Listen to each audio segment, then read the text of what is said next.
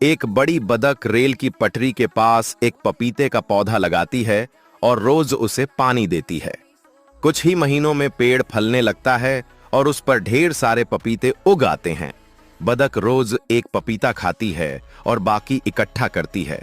एक दिन बतख जंगल में पपीते बेचने निकलती है। उसी समय एक लंबा काला सांप आता है और पेड़ के चारों ओर लिपट जाता है। सांप पेड़ को जोर से झकझोरता है और पेड़ जमीन पर गिर जाता है। जब बतख लौटती है तो पेड़ टूटा हुआ देखकर दुखी हो जाती है। तभी पुलिस वाले आते हैं और सांप को पकड़ लेते हैं। फिर भी किसी ने लाइक या सब्सक्राइब नहीं किया।